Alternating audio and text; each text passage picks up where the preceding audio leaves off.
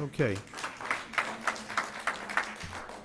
Our next speaker is Dr. Jerry Brown, founding professor of global and sociocultural studies at Florida International University, and he will speak on nuclear power, the most expensive form of electricity. Thank you. Thank you for inviting me here to your presentation today.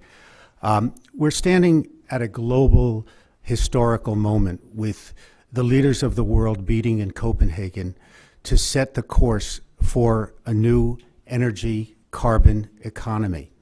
The world is in the midst of a $13 trillion energy revolution in which new technologies are proven into the marketplace, in which the entire energy equation of the world is changing, in which China is looking to leapfrog the entire fossil fuel age by moving into the electric car and battery age, in which breakthroughs in technologies are happening as we speak, advanced batteries that can take cars 140 to 300 miles on a single charge, algae-produced biofuels that will get 5,000 to 10,000 gallons per acre as opposed to the current biofuels, thin film photovoltaics that can be printed onto windows and become building components. And in the midst of this, Florida Power and Light is attempting to drag a dead technology that's been rejected by the capital markets years ago out of the graveyard and put it on the backs of the ratepayers of Florida. Because in this environment in which no bank, no private investor, Warren Buffett, the sage of Omaha, walked away from a nuclear power project because the economics did not work out.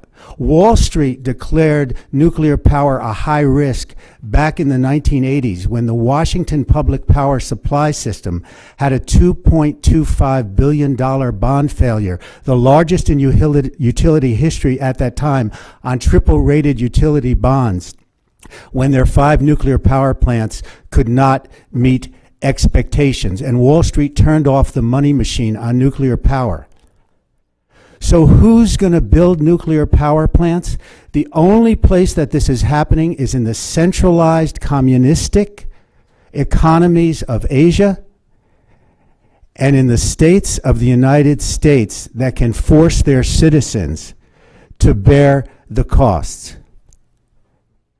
We have just gone through the experience of the global casino, in which we've seen the failure of our major financial institutions, and we've pumped billions of dollars of our money into them to resuscitate them. Nuclear power as a commercialized technology didn't fail with Chernobyl in 1989, in 1986. It didn't fail with 3 Mile Island in 1979. It failed back in 1974, when the last plant that was ordered was ever finally completed. After that, no plant that was ordered ever went to completion. In the information that I presented in your packet, I make a couple of points. One, this is the most expensive form of power. It failed in the market before, so buyer beware. That's my first point. In other words, if we're going to be prudent investors and look at this, and you are the investor, you are the sole investor in this plant, why don't we look at the history of nuclear power? Well, back in 1985, Forbes magazine, in an article on nuclear follies, portrayed nuclear power as the largest management disaster in business history. It said only the blind or the biased can now think that most of the money has been well spent. It is a defeat for the U.S. consumer, for the competitiveness of U.S. industry, for the utilities that undertook the program, and for the private enterprise system that made it possible. Due to the 219% cost overruns of the first 75 and first generation plants, the industry collapsed. So I think the warning sign here is maybe we should be a little more cautious before we go into this the second time around. My second point is this is the most expensive form of energy known to humanity. In the chart, and I don't know if this color chart has been passed out, but what this is saying is that essentially nuclear power, whether it's the MIT formulation, whether it's the industry's own formulation, whether it's the Keystones Group, in terms of cents per kilowatt hour, is the most expensive, 14 cents.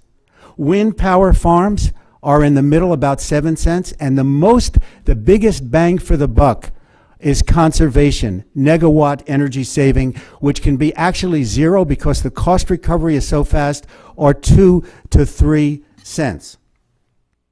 So the only way that this is going to happen is with the $13 billion in subsidies from the Bush-Cheney energy plan of 2005, which takes all of the risk, or 90% of the risk, out from the utility. Or if the utility can, as they've done in the state of Florida, pass all the risk onto you, the ratepayer. This is an economic travesty against the principles of free enterprise.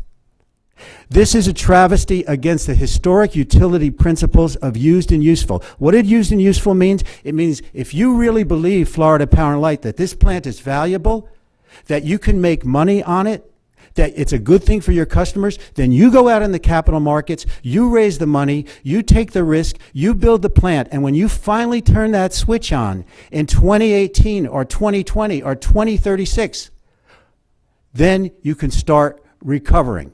And if you never turn the switch on, you don't get to recover. Well, ladies and gentlemen, under the law and what Florida has lobbied through, because as a $16 billion company, it has tremendous influence in the state, what it's pushed through the Florida legislature is even if that plant is never built, even if that switch is never turned on, you'll be paying for it and your children will be paying for it.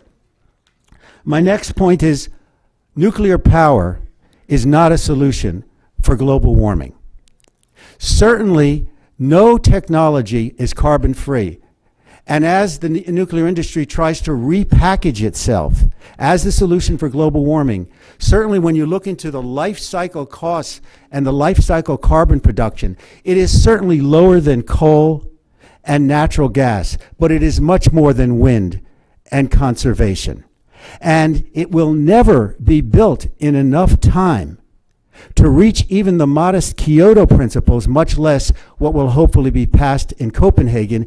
And MIT and even Weinberg, one of the early proponents of nuclear power, says we would need 6,000 nuclear plants in the world to replace all the plants if they were going to be the solution. The last point is there are tremendous alternatives to nuclear power.